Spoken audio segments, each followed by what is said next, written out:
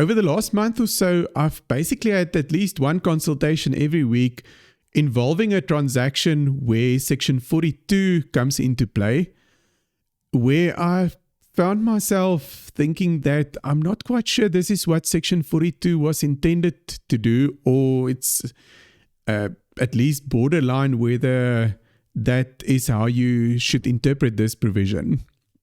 So I think when it comes to something like this, having the knowledge about Section 42 is essential. So in other words, what's the history of the provision? What's the broader context in which it applies? And critically, what's the purpose of the provision? Why is it in the legislation? So that's what I'll be talking about in today's episode of Tax Break, your podcast for South African tax professionals and practitioners, and also in next week's episode. So today our focus would be just on what is Section 42 and how does it work? What's the purpose of it? And then next week we'll talk about it from the other side to say, but what is it not? And what was it not intended to do? As always, I would like to ask you, if you like the podcast, to please subscribe and send the link to any other person who you think might also enjoy it. Now, one of the best things about doing this podcast is to receive all the emails from people who listen, who's got ideas and feedback and comments. So just a reminder, if you want to send me an email, my email address is in the notes to the episode. So back to Section 42 then.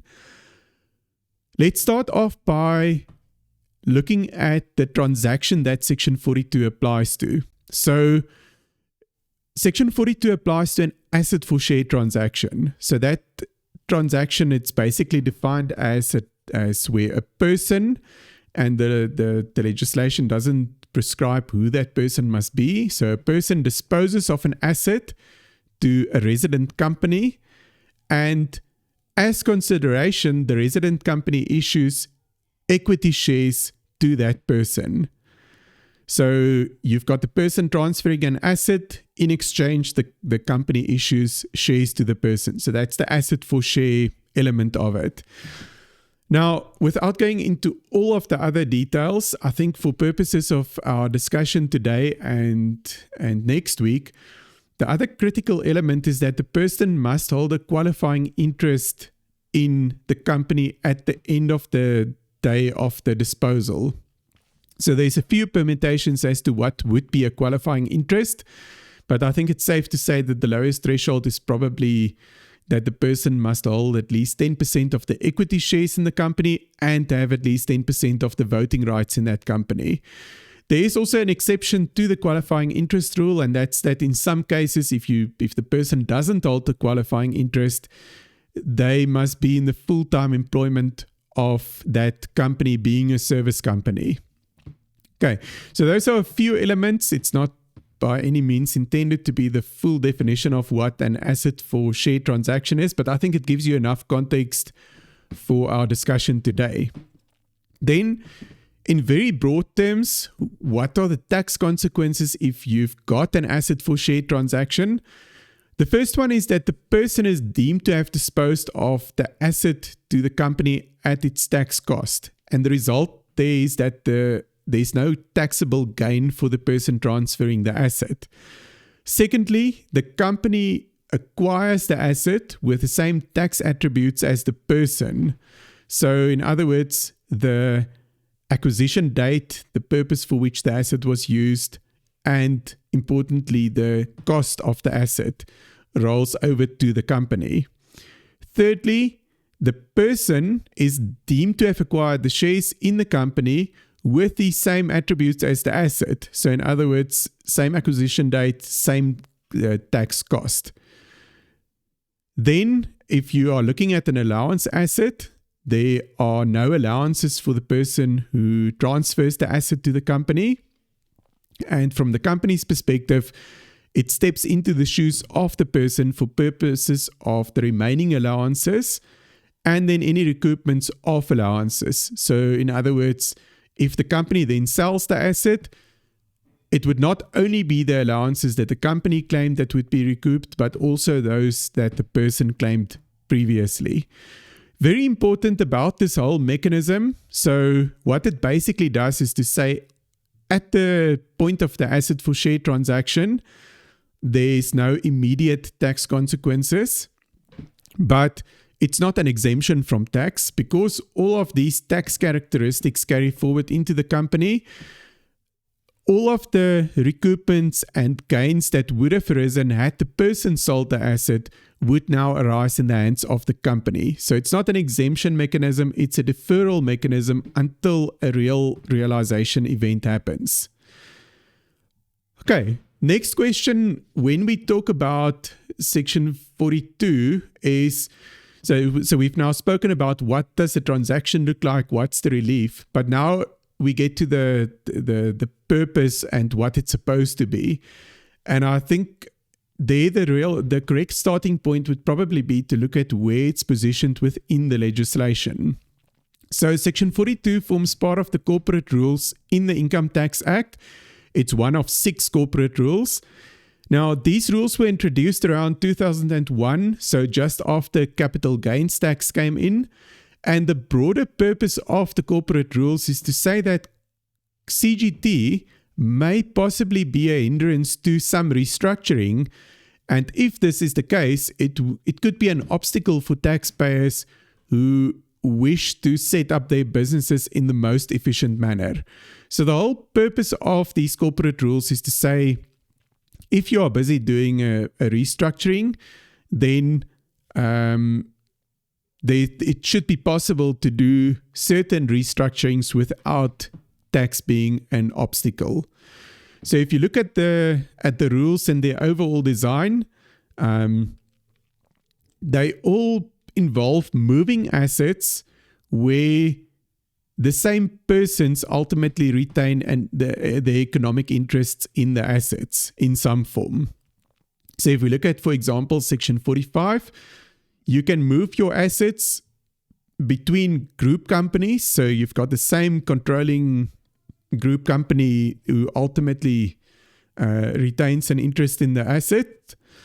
If we look at Section 46, for example, there are some shareholdings where a person holds an interest in shares via another company. And Section 46 allows unbundlings where the person can then hold the 2 sets of shareholdings directly as opposed to the second set indirectly.